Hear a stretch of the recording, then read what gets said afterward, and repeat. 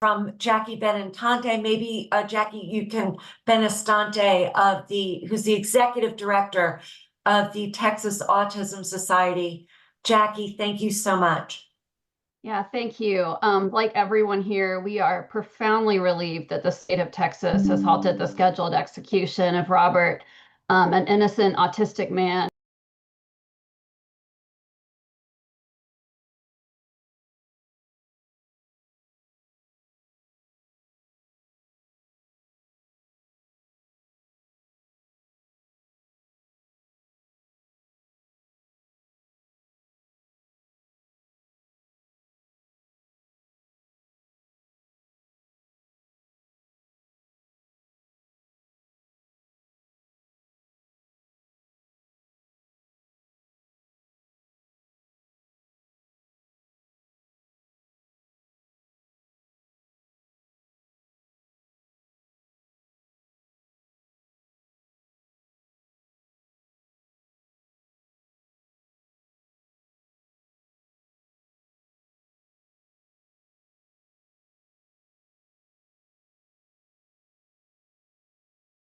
Everybody who's been fighting for Robert. Thank you so much, Jackie. Next, we may be hearing from Kate Judson, who is the executive director of the Center for Integrity and Forensic Science. Kate, did you want to say a few words?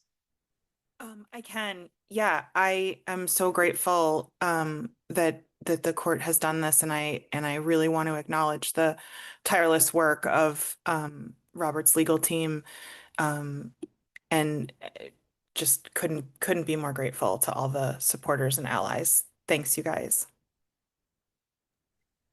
And if he's not going to say anything, I must refer to beloved Brian Wharton, who maybe the bravest of us all, along with Robert himself. You know, I've never encountered a situation where a detective on the case was willing to reconsider their presumptions, their conclusions, and learn and study and search his soul. And, you know, Brian did all that and more. And I think he too has been saved by this decision today, because I think he and I would have had irrevocably broken hearts. But Brian, you are a brother to me forever, so I'm glad you're on.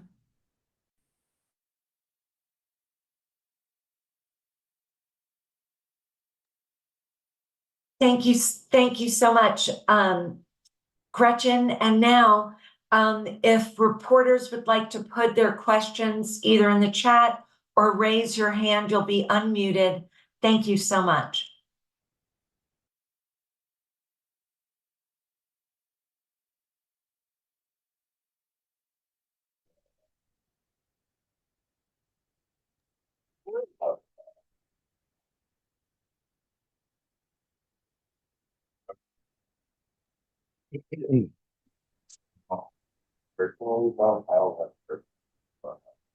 We can't hear you.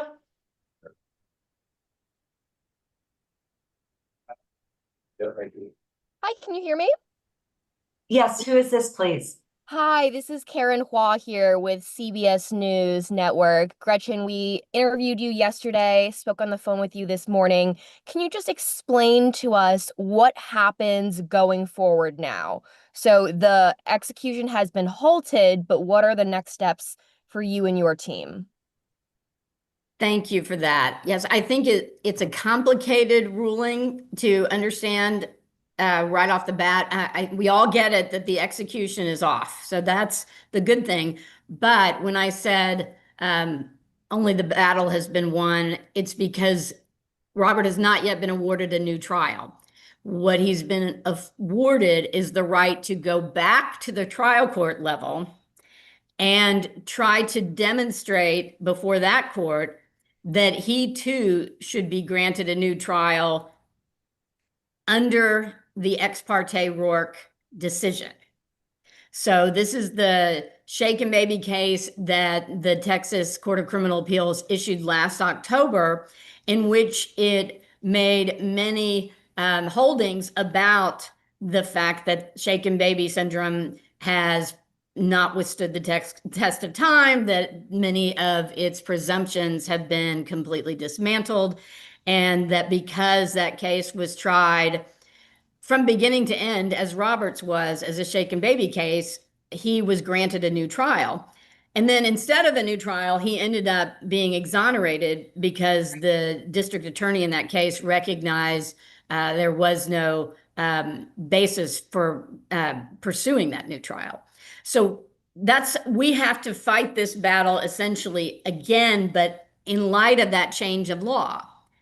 Because I will point out that the only time we have had a chance to put on witnesses and present some of the new evidence of both change science and actual innocence was several years ago now, before the Roark decision.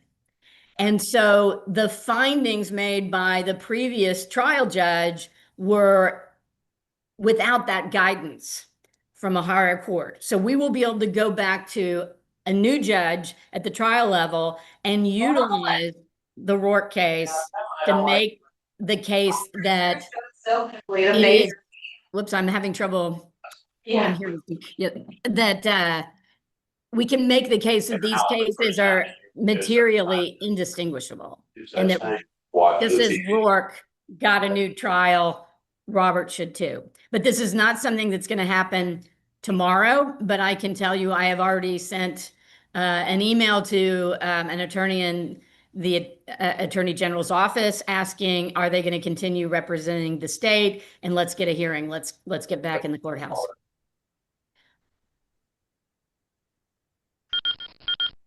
Thank you. We have a question in the chat from Michelle Pitcher with the Texas Observer, Gretchen. how did Robert find out about the stay and what was his reaction? Well, I wish I could tell you. The first thing I did was call the prison, and I thought I was going to be smart and go right to the warden, and they're like, "Well, who are you?" I tried saying I'm a lawyer and my client has just gotten a stay of execution. Well, that wasn't good enough. So they wouldn't let me talk to the warden. I said, "Can I send you the decision so you can tell my client?" And you'll love this. They said, "No, it has to come from the Office of Attorney General." And why that is amusing to me is they are our opposition here. So I hope they will share that decision very quickly. But I imagine Robert probably heard through the death row grapevine, which is quite porous because folks on death row are frequently listening to the news on the radio or receiving messages from supporters where I'm sure they got the word to Robert very quickly. But I don't know. I've communicated with his family, but I haven't been able to talk to Robert. So after this is over, I'm going to quickly schedule a visit to get back there. I was there with him yesterday, and it was a rough day. And I cannot wait to have that next visit with him because I was, quite frankly, terrified that yesterday might have been the last time I ever spent time with him.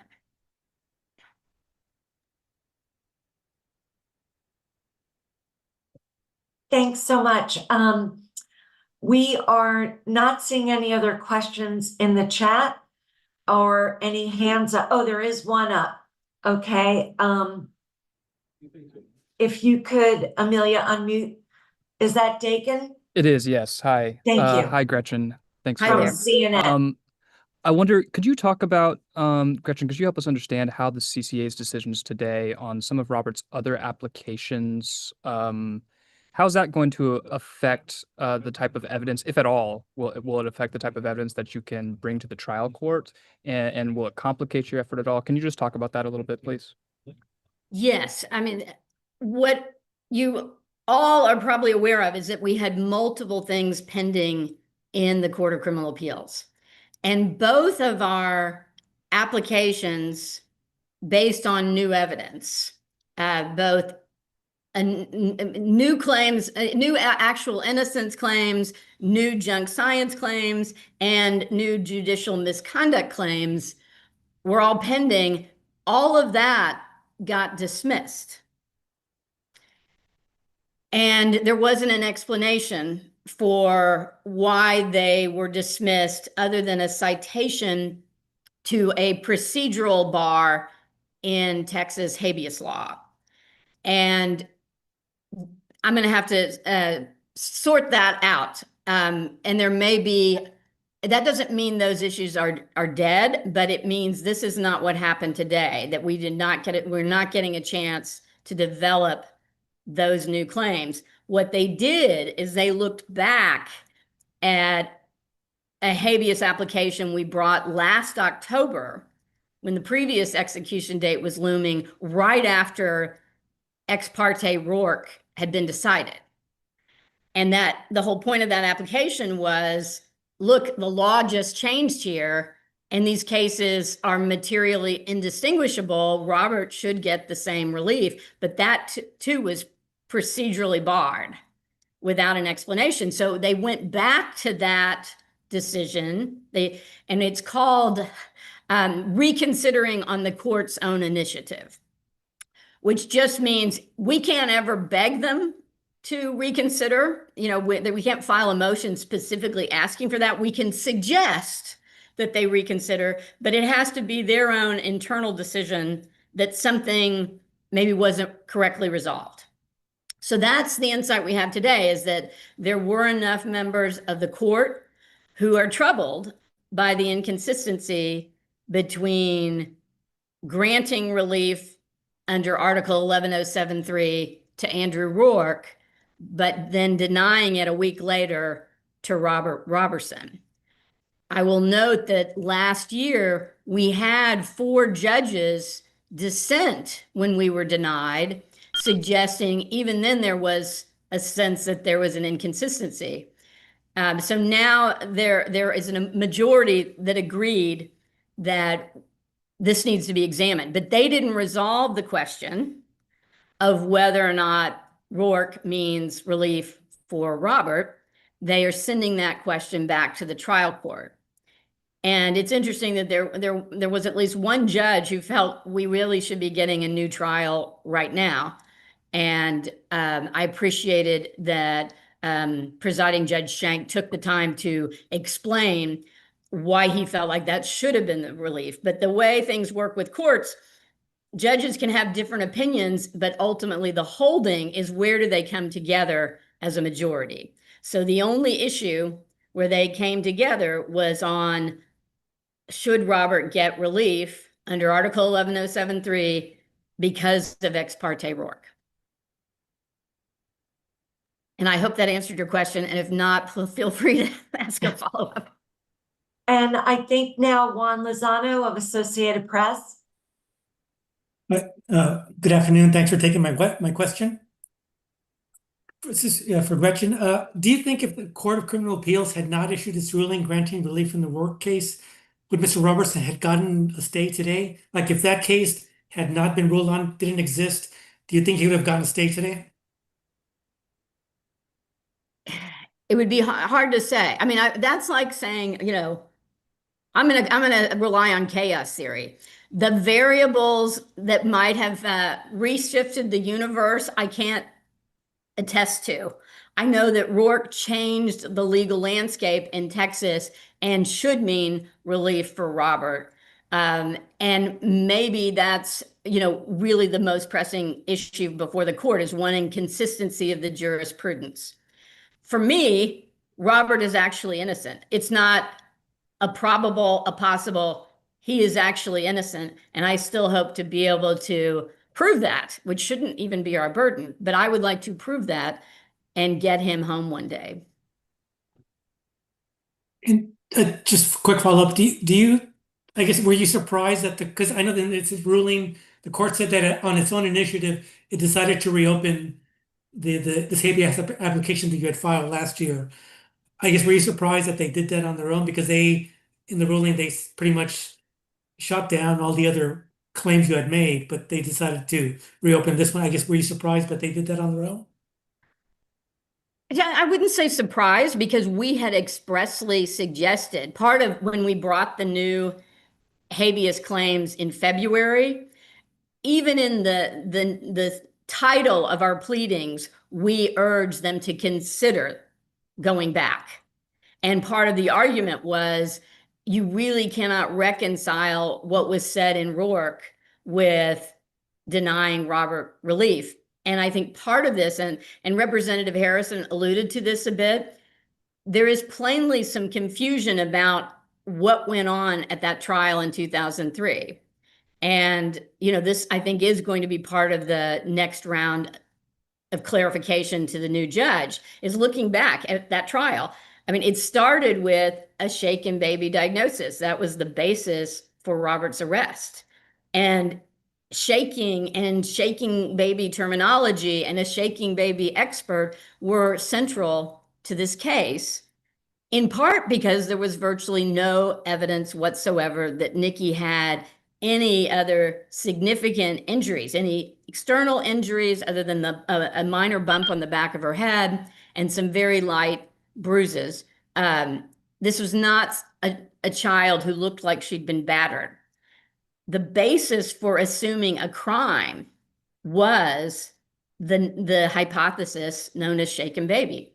So we're going to have that fight. That's going to be core to saying this is what he was tried for. Therefore, Roark should apply equally. The science has changed. We'll need to show that. And we'll need to show that the change in science is material to the conviction, that if a jury today heard the new science, there's a reasonable probability he would not be convicted. It's a much lower bar than proving actual innocence. Thank you. Robert Arnold from KPRC. Hi, good afternoon. Thank you for taking my question. I have two questions. One is quick. Is there a time frame or a deadline for having this particular issue resolved in the trial court? And secondly, does the fact that the CCA grant relief based on 11073 give you somewhat of a leg up in your argument against the Attorney General's office, which has tried to say, no, this wasn't shaken baby.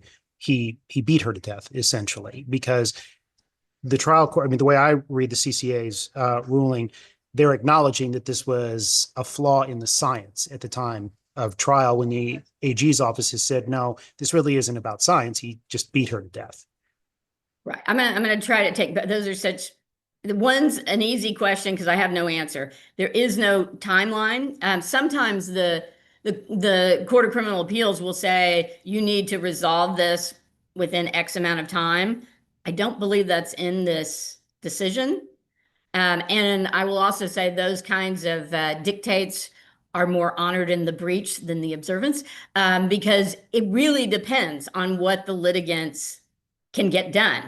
But I'm determined to push this as fast as possible. Robert has been waiting for 23 years already. So I am going to be all about speed. But as for your other point, they did not reach the merits of deciding this was a shaken baby case.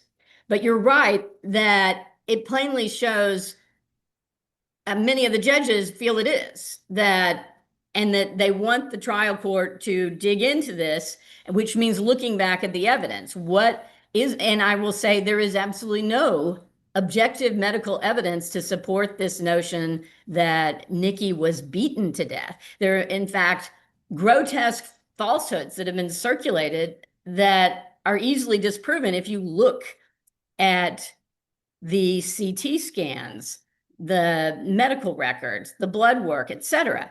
So you can say whatever you want. It's like, you can accuse somebody of being, from another planet. Well, can you prove they came from another planet?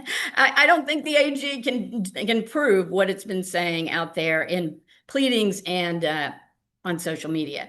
But I think that will be where we join issue. They'll have to show that it really wasn't a shaken baby case. And if you look at the trial transcript, you can't really make that argument with a straight face. Plus, even the judge in 2021 found it was a shaken baby case. She just said shaken baby science hadn't changed that much. Well, now we've had the CCA say, oh, indeed it has. And that is the point of Ex Parte Roark.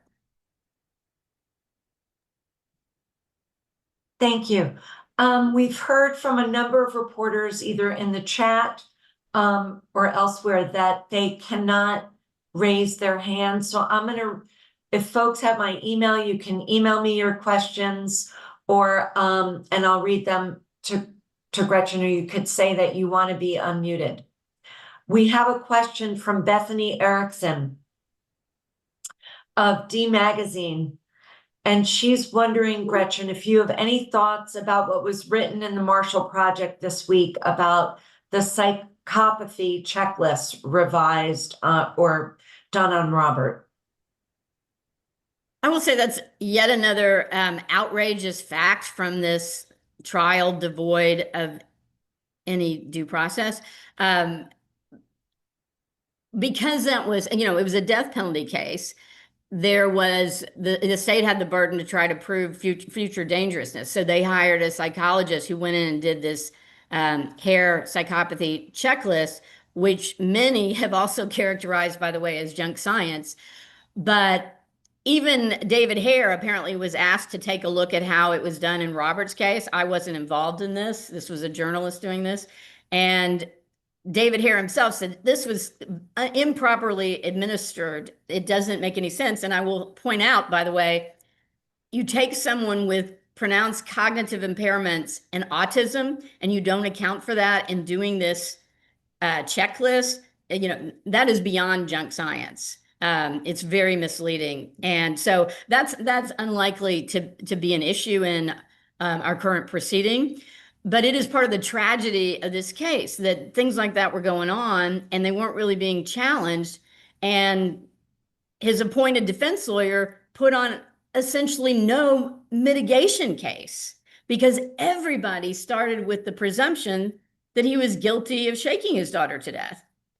Even the few people the defense put on, they were starting as, Ground zero was he shook his child to death. All right, and then come up with something to justify that. The whole thing was a travesty, but I don't, that's not going to be an issue here, but it does show a real lack of understanding of Robert, his disability, and, you know, psychological science.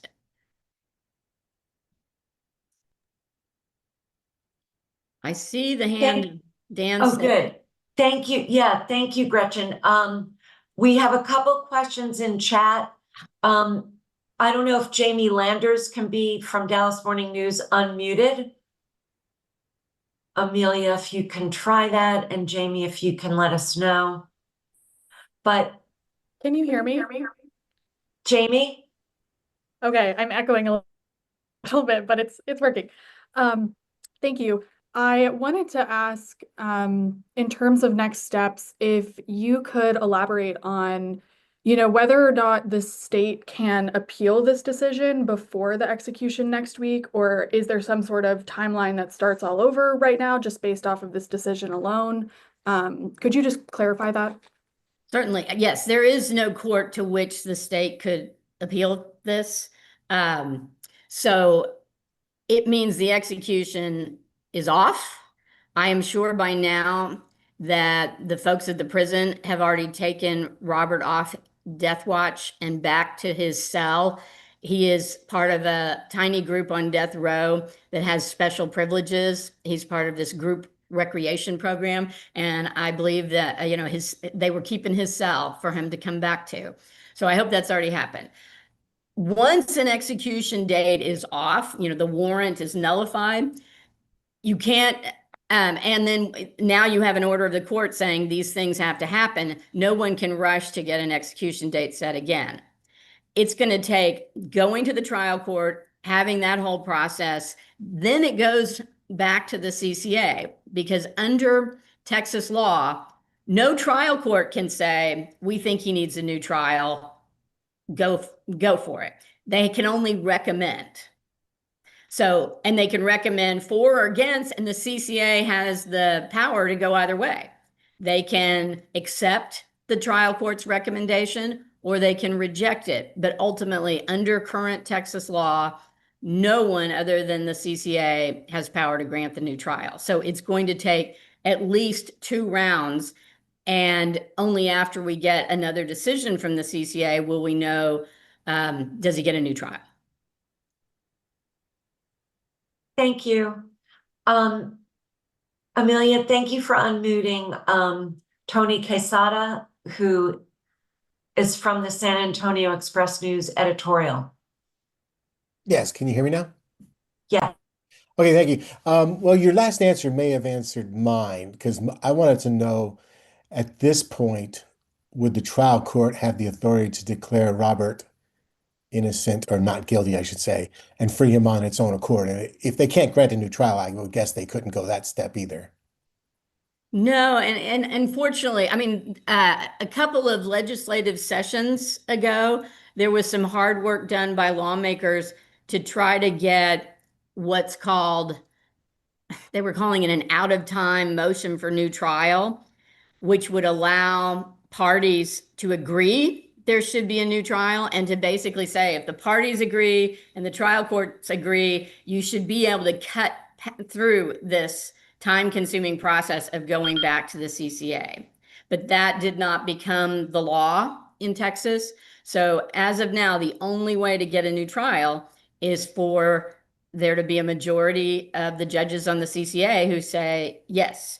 I mean, there are other options through federal court, but those are even rarer. So we will just be, I don't predict that the state is going to concede. I think there's going to be a fight, and I hope an opportunity to put on all the evidence we need to show why a new trial is necessary. So it's different from the trial itself, but you want to amass this record and then convince the trial judge to make that positive recommendation, but then you're still all beholden to the CCA to make the final determination. And I guess one other thing, at least one, maybe a couple of the dissenting opinions expressed the opinion that that shaken baby science is not discredited and that it's not uh, settled science. What do you make of that? Well, I will say that in Ex Parte Roark, there were members of the CCA that dissented and took that position. And one of the difficulties here is that in January there was a turnover at the CCA where and one of the judges who is no longer on the bench is the one who wrote Ex Parte Roark. So you have 3 new judges who didn't go through that whole process. And I know that I have certainly experienced in this fight a lot of people just struggle to understand because you've heard the term shaken baby and pediatricians still defend it. There are many who haven't kept up with the science and don't even understand that there's been scientific study invalidating it. So it's understandable that judges would not completely be on board, except that in our legal system, courts are supposed to honor what's called stare decisis, which means once something's been decided, you're supposed to be very cautious about dismantling that. So even if you didn't agree the first time, once that's the law of, here in the state of Texas, it really should be that everybody gets on board. But that plainly didn't happen yet. And so I think that's also going to be part of the challenge to really educate what were the beliefs about shaken baby in 2002 and 2003 when Robert was accused and tried, and where are we now? And for people to understand that the big issue here is, can you diagnose abuse by simply looking at a collection of intracranial conditions and not look at anything else? And that has been totally debunked. And that's why all our other evidence is still very critical to this question about whether shaken baby has changed significantly. So, because many other things, such as infections like pneumonia, like genetic disorders, et cetera, all can cause these same symptoms. That was not known in 2003. Yeah, but if the court can't set him free, what is the prosecution's prerogative? Is there any chance you could see the prosecuting say, at this point we see the writing on the wall and we're done? I sure wish, but that's part of the problem is that I've had this come up in other cases where, let's say there's a new district attorney and they look back at a case and think, I would never, for instance, have sought the death penalty in that case, but they can't just negotiate a new sentence. Once there's a conviction under our current law, the only entity that can undo that is the CCA. Okay. Well, thank Does you. that make sense? And thank you. And if there's follow-up questions for Gretchen later today, we can address those. Dan Slepian of NBC Dateline and the podcast, The Last Appeal. Thank you. Hey, thanks, Laura. Hi, Gretchen. Just curious, based on your judicial misconduct claim the other day, do you think it's an inherent conflict to send it back to the Palestinian judiciary? Well, first I will say 2 things. That was a claim based on newly discovered evidence that I firmly believe could not have been discovered till somebody else unearthed it, because the whole point was it was suppressed. This was not something ever shared with Robert or that he could have unearthed by himself.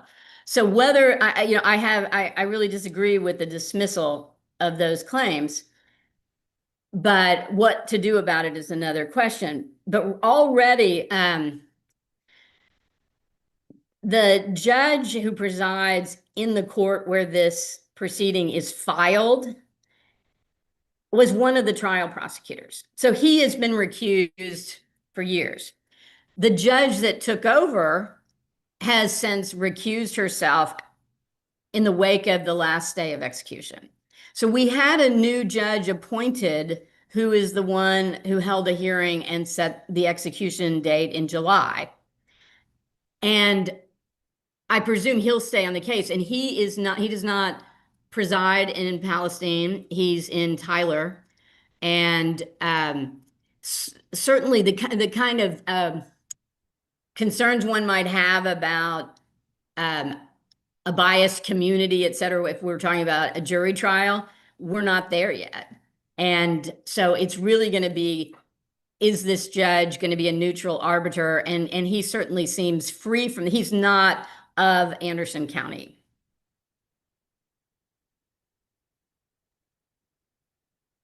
So I hope that answered that question. Thank you. We see Representative Jeff Leach is on here. I don't know if he would like to say a few words, but Amelia, you can unmute Representative Leach if he does want to weigh in. Come on in, Jeff.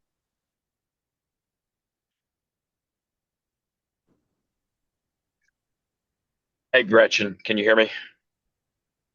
I can.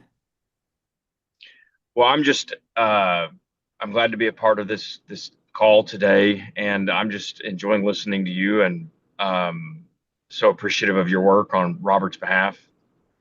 Robert has no fiercer advocate than Gretchen, and so I'm just very grateful for you, and I'm happy to take part in this call today. I don't need to speak at all or answer questions. I'm just here to listen to you, the expert. Well, we are so grateful you're on, and even more, I'm grateful that you took the time to go visit Robert yesterday. I know that was just profoundly meaningful to him. Yeah, it was, and he's a remarkable guy, and I came away being more blessed by our time together than I'm sure he was. I will confirm with one thing you just mentioned a few minutes ago, that I did talk with the warden this morning, and Robert has been moved back to his normal Yes. cell, and so I wish I was there today to hug him on the other side of this news, but I'm sure that he's having a better day today. Yes, and I will tell you, folks, why this is so important. When you get an execution date in Texas, you get moved to a different part of the prison that is called Death Watch. And there are a lot more restrictions. You're under 24-hour surveillance. You're fairly isolated. You tend to be only with other people that have execution dates. And Robert had come from a pod where he was with other inmates who had no disciplinary records and thus had special privileges, such as being able to be outside of their cell and congregate together and hug each other. And if you knew how profound that is for guys who spend years without anybody touching them other than officers putting on shackles. So I actually, when I was at the prison yesterday, I briefly saw one of my previous clients who was also in that group. And his message to Robert was, we're all waiting to give him a hug. We want him back. So I'm delighted to hear that may have happened. Thank you, Jeff. Thank you. Thank you, Representative Leach.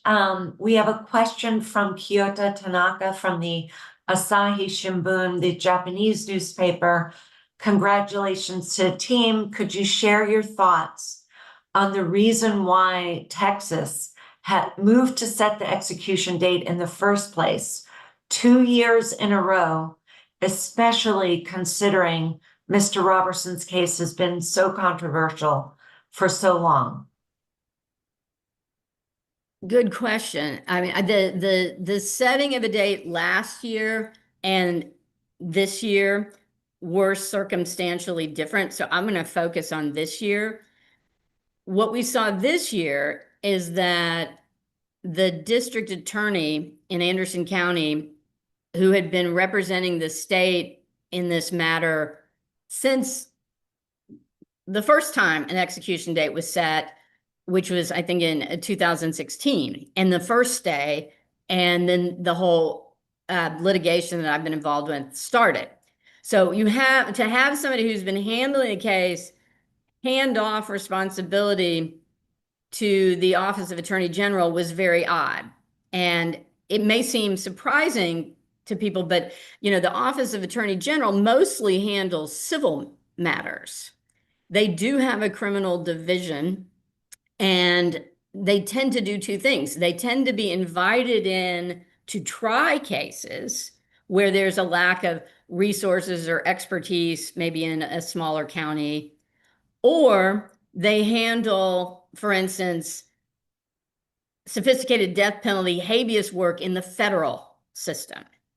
So for someone in the Attorney General's office to step in state court after years of the case being fought was unprecedented. And then to seek an execution date within a week of taking over the case is even more bizarre. And that it was granted, this request, when an appeal was pending, because we had filed in February. So all of those things were quite unconventional.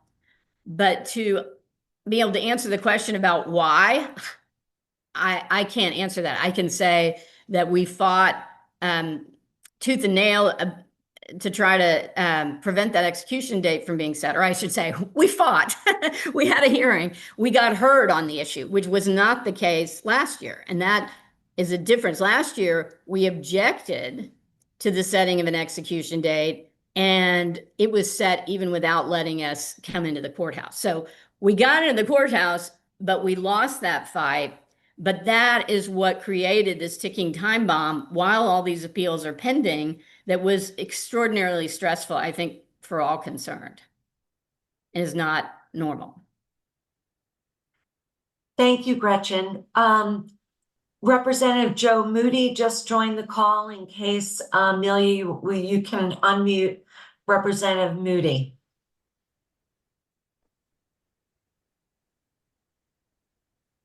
Hey there.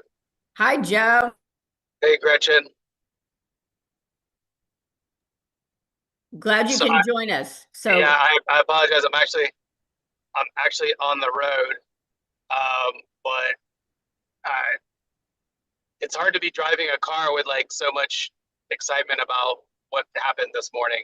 But it's just it's a testament to the work that you've done, and I mean, you grind it out for Robert and for justice, and I'm just so incredibly like in awe of the work you do. I told you this morning, I was listening to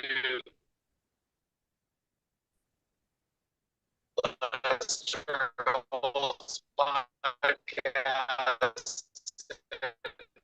Well, unfortunately, I don't get to hear that compliment because Joe broke up. But I will say that it's ridiculous to suggest that I did this monumental thing alone. I mean, the army of people who saw the injustice here and valued Robert's life and the causes that this case represents, it is truly inspiring and energizing.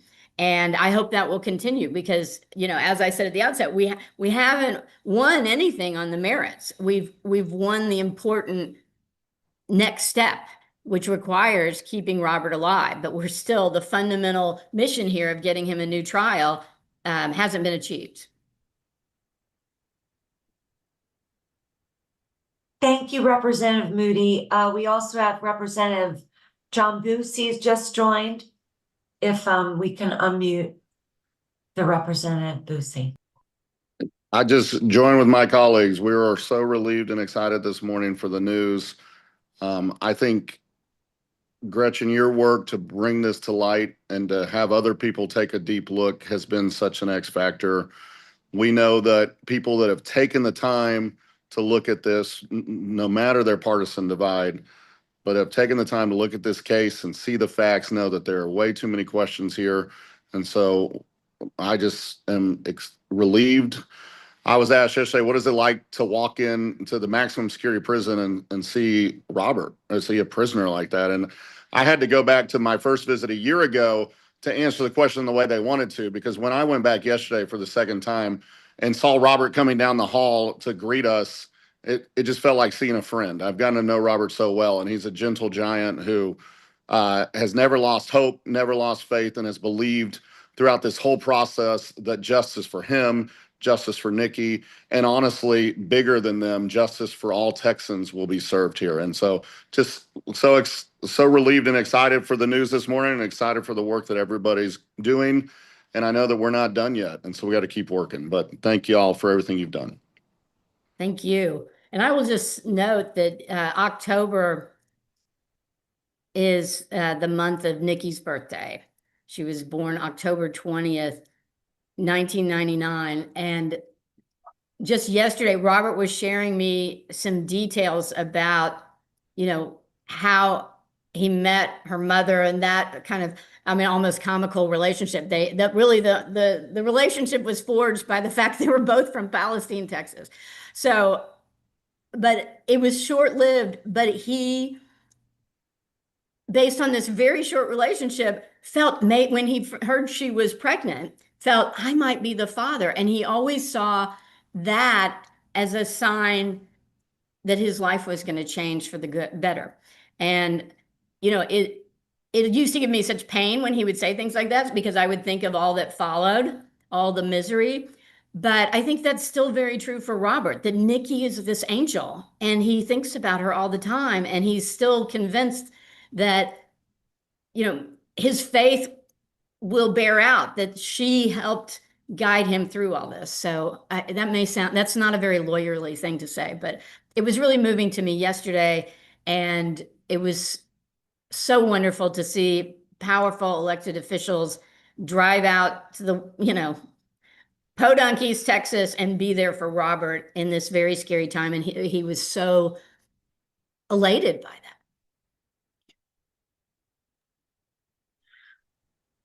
Well, that's just a wonderful note, maybe to wrap on, thinking about Nikki and Robert. Gretchen, I don't think we see any more hands up, but if anyone has questions, please feel free to send them my way. I can get them to Gretchen. You can email me, you can text me. I have one more and Gretchen thing, has Laura. a few more things to say, and then we'll wrap. Thank you. Yeah, Emma. I always have a few more things to say, Laura, that.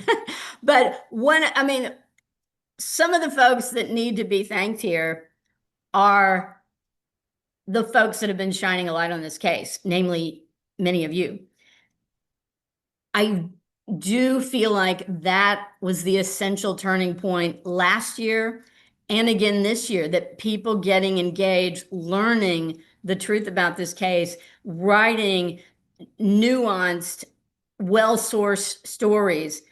And, it just has been exploding. And, I've seen people from all over the world responding to this. This is what great journalists do.